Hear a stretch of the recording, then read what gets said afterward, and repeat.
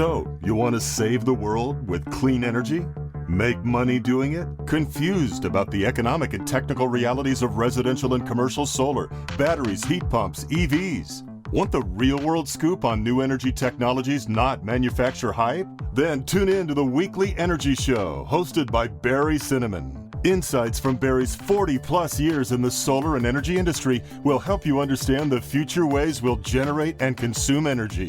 And now, here's Barry.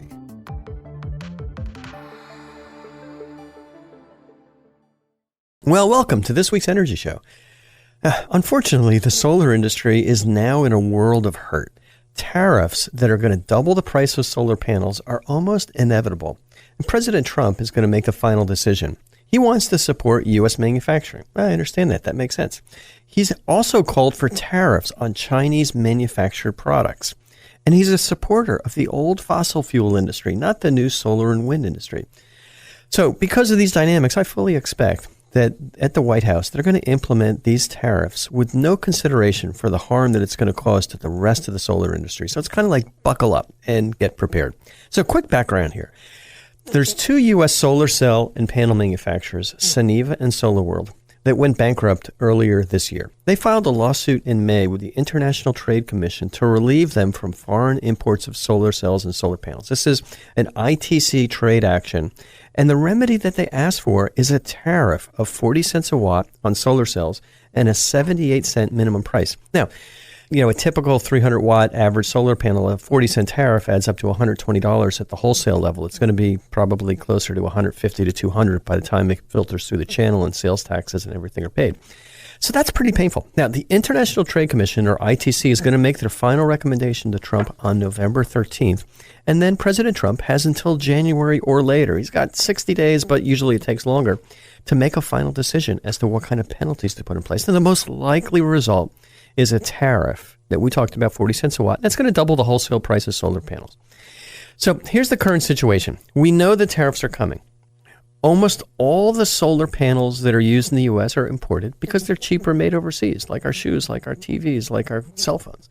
And almost all solar cells are also imported. Solar cells are little semiconductor wafers that are processed. They're just cranked out in these factories overseas. We don't make that stuff in the U.S. anymore, just like our computers and our phones.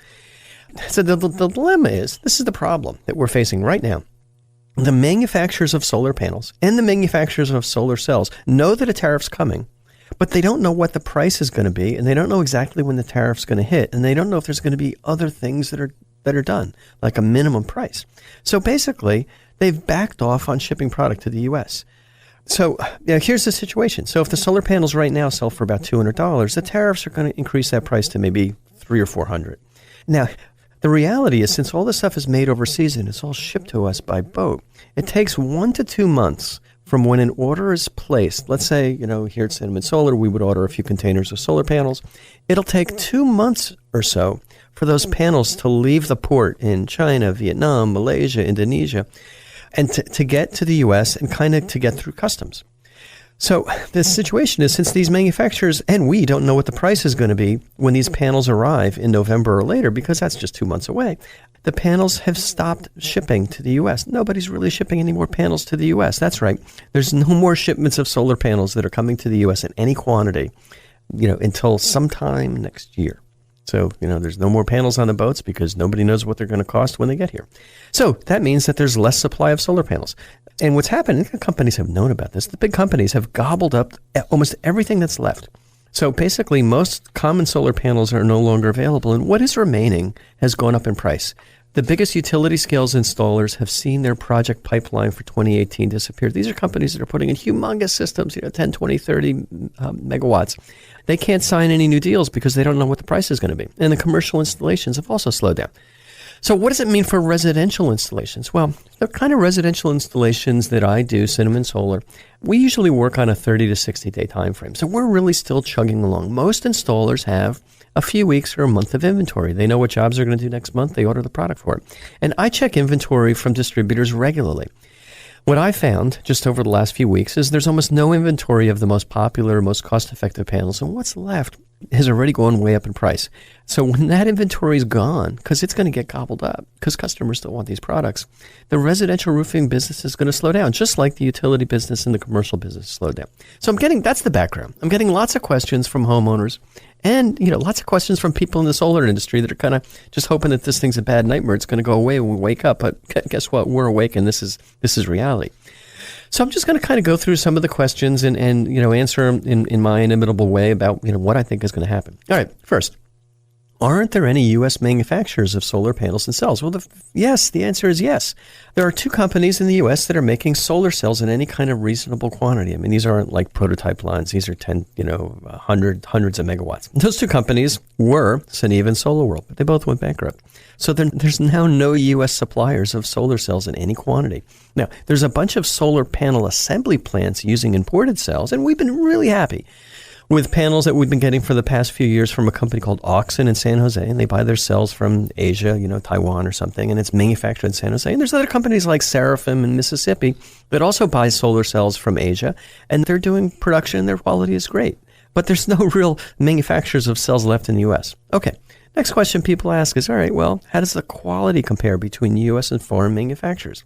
Well, candidly, I think in general, the overseas producers generally have higher quality, and the reason is very simple. They have newer production plants. They have much greater production volume. These plants are fully automated. There's almost no people. There's just robots. So everything's made to very, very uniform standards, and kind of the only variation is what are the ingredients that go in.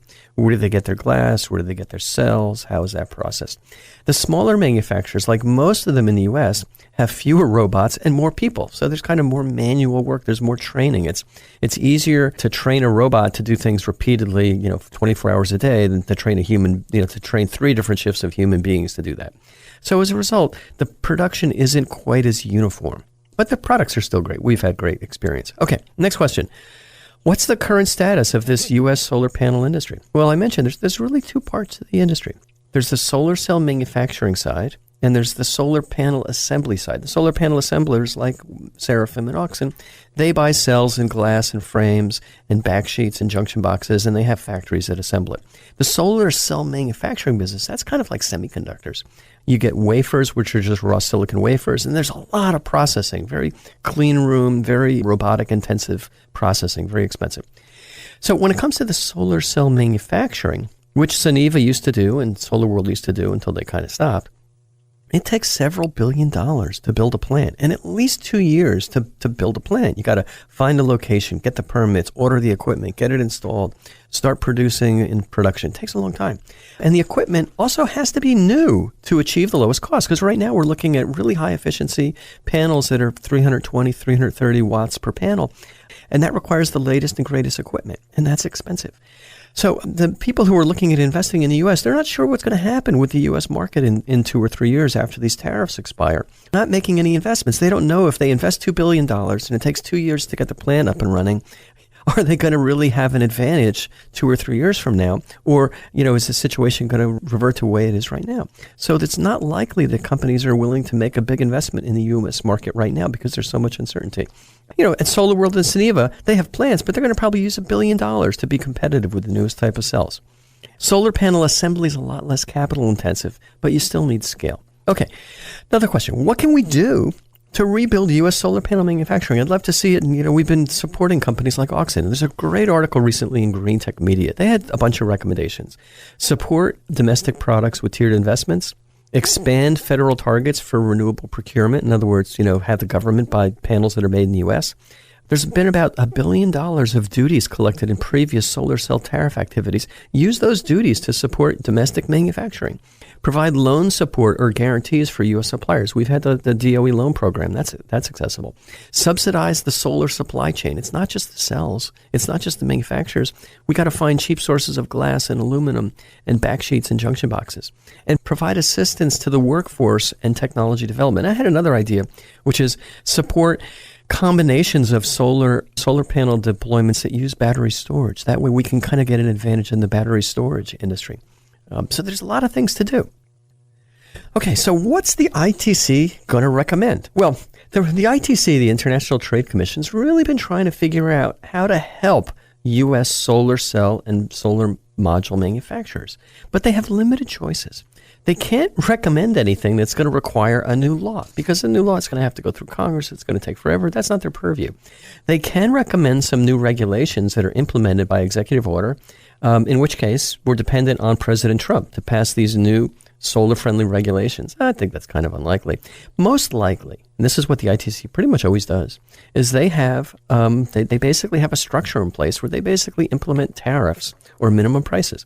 So that's what they're most likely to do. They're going to recommend some kind of tariff or minimum price. That's pretty much all I've seen as far as what the realistic recommendations are. Okay, so what's going to happen over the next year? How is this going to play out? Well, the next 6 months, solar panel prices are going to continue to go up.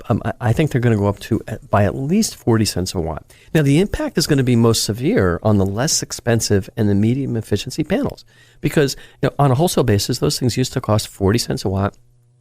Call it 40 cents a watt times 300. It's $120 for an inexpensive panel. And those are enormous, multiple container quantities. By the time it gets through distribution, they're usually more like $200. So the impact's going to be biggest there. The high efficiency, expensive panels, they're already kind of pricey. So, if they're selling for $1 a watt and it goes up to $1.40 a watt, it's not, it's still going to be substantial, but you're not going to see such big price increases.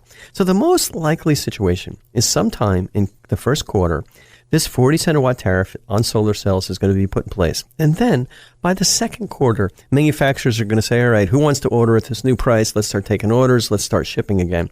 Prices are going to settle down, and there's going to be more source of supply sometime in the second quarter, April, May, June. I mean, that's a long time away. So, there's no immediate relief for installers or customers or manufacturers. Now, what about the U.S. manufacturers of panels like Auxin, like Tariff? They make great product. Well, they don't get any immediate relief either. They still have to buy foreign cells. So they're going to kind of say, all right, do we want to buy cells right now? They're cheaper right now. They can get them FedExed in. They just go on. You can fit a lot of solar cells on a pallet on a plane. So they're probably going to buy a lot of product for their inventory over the next, 6 to 12 months. It's kind of a good thing. Now, what about SolarWorld and Soneva? Well, I think they may try and restart their factories, but they're going to also raise their prices by at least 40 cents a watt. It's going to take a while for them to get things restarted. I think SolarWorld already announced that they're going to restart.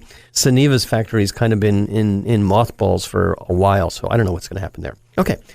That's over the next year. What's going to happen over the next 4 years? Well, tariffs are usually put in place for about 4 years. And historically, they don't work. They've almost never succeeded in rebuilding the U.S. industries that they've been trying to protect. And after 4 years, the tariffs are removed. Kind of going back, none of the Section 201 tariffs, that's the exact law that was applied here, have lasted for 4 years. The other thing is these tariffs are usually overturned by the World Trade Organization. The U.S. is a signatory to the World Trade Organization, and we get other countries saying, hey, you can't put a tariff in place. That's a violation of our regulations on the World Trade Organization. Now, in 2013, Georgetown University did a study of 3 of the U.S. trade cases that were very similar to this one under the Section 201 plan.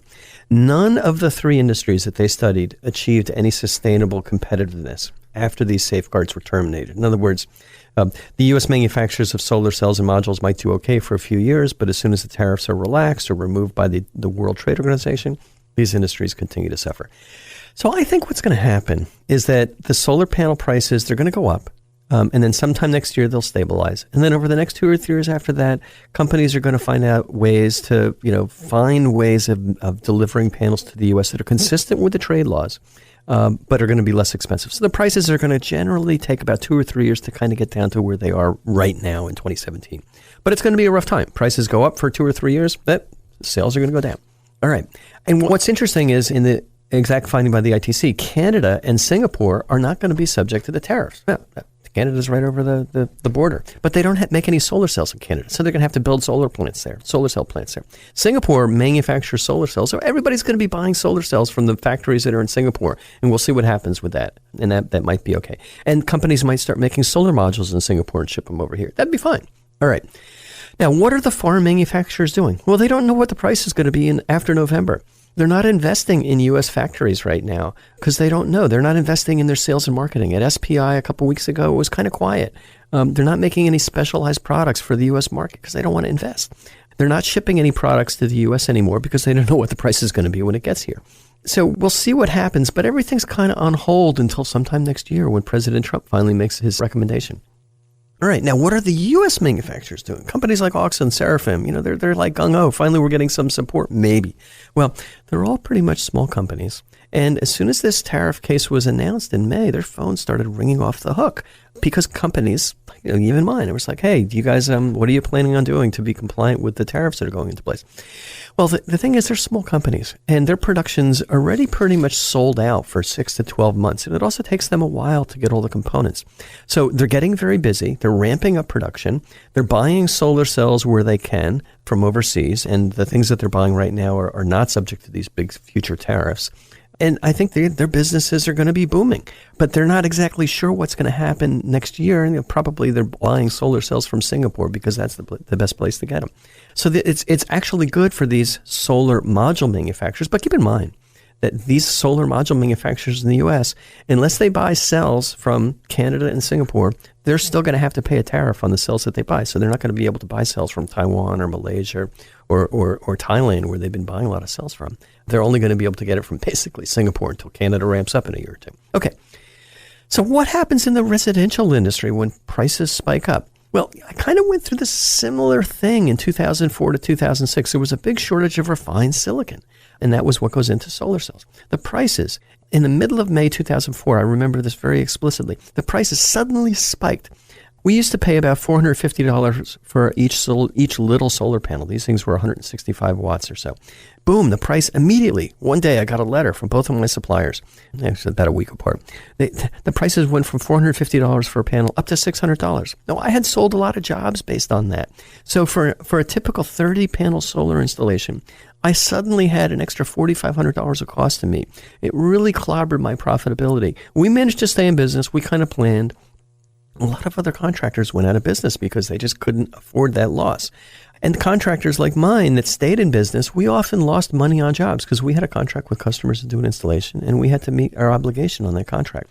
The manufacturers rationed panels. Their supply went down. They couldn't get enough silicon to make enough solar panels. So we would order, say, 500 panels or 1,000 panels for a month, and we would only get 500. So our jobs got stretched out waiting for panels. But we managed. And I think some contractors are going to be able to manage through this work. So how does that affect a solar contractor's business? Well, the sales slow down. So a solar contractor has to cut back on all their costs, on their staffing, on their sales and marketing, on their warehouses, on their offices. Companies that are big, that have high overhead, dependent on regular sales, they just have to keep that machine going. Well, they don't have enough fuel for that machine. They don't have enough solar panels for that machine. So it's going to be challenging for companies, both large and small. I think the big ones, if they haven't locked in a really good source of supply, they're going to really be challenged. So we'll see what happens, but I think the small local guys that have other sources of businesses or really operate a lean operation or have really planned and prepared for this, they'll be okay. Now, what about the racking and the inverter manufacturers? What about distributors and companies that just sell solar deals? Well, the residential business, just like the rest of the solar industry, is going to slow down. I think Q4 of 2017 and Q1 and Q2 of 2018 are going to be a lot slower than expected. There's going to be fewer inverters sold. There's going to be less solar racking. There's going to be less overall sales volume. So, everybody's going to have to prepare for this. And, those manufacturers of what we call BOS, or balance of system components, like inverters and racking and junction boxes and things like that, they're going to have to cut back on production, and they're going to have to cut back on all of their costs because their top line revenue is going to go down. It's just inevitable. All right, well, that's I'm sorry I'm not painting a really great picture, but for solar customers, for homeowners who are looking for solar, it's not all doom and gloom. Because there are companies out there that have inventory, that have good prices. They may be installing high efficiency panels that were always kind of expensive, and maybe that's what you want to get, so your hit's not going to be that big. And there's also contractors out there that have locked in a good source of supply for months and months and months because they knew this was coming. All right. Ironically, this is actually a terrific time to buy if you can find a contractor that has good prices, and some contractors are maintaining price because they have inventory, they want the business. And most importantly, finding a contractor that you confirm that has inventory that can get the installation done. And it's not going to say, all right, well, I'll come back to you in 2 months and see what I got. So it's kind of the same old advice that I always give about finding a local contractor with good references that's been in business for a lot of years. Now, what you should do as a homeowner is move fast to sign a contract with a guarantee on the prices that you're going to pay and a guarantee on the delivery time frame. And I would also get a guarantee on the exact solar panel you're going to get. Don't sign something just for, a 20 panels, 6 kilowatts, because you don't know what you're going to get. So you want to actually, what you can also do is this is what I do is I go check with a contractor to make sure they actually have inventory. Watch out for companies that are just pure sales companies. They just sell systems and hire any old contractor to do the installation because they may not have inventory. Talk to your contractor, go visit their office and see how confident that they can be that you're going to actually get the solar panels you want when you want to get the installation. Look at your inventory. Okay. So in conclusion, the people in the solar industry, we call this the solar coaster. There's lots of ups and downs. The good news is that technology is stable and improving. It's getting better and better. Panels are getting better and better. The equipment is good. It's solid. It lasts for 25 years. The economics are good now. The environmental benefits are strong. And the utilities keep raising their electric prices. So, and by the way, the reliability keeps getting worse. So the general trend is up. And we can generate cheaper and cheaper electricity with rooftop solar. The solar industry is going to be here for 50 more years, so don't worry about that. There's just a little bit of a bump in the road. Okay, that's all the time we have on this week's Energy Show. And thanks to all of our listeners for tuning in. If you missed any of today's show, you can always go to our website at cinnamonsolar.com and listen to the podcasts. So, you want to save the world with clean energy? Make money doing it? Confused about the economic and technical realities of residential and commercial solar, batteries, heat pumps, EVs? Want the real-world scoop on new energy technologies, not manufacturer hype? Then tune in to the weekly Energy Show, hosted by Barry Cinnamon. Insights from Barry's 40-plus years in the solar and energy industry will help you understand the future ways we'll generate and consume energy. And now, here's Barry.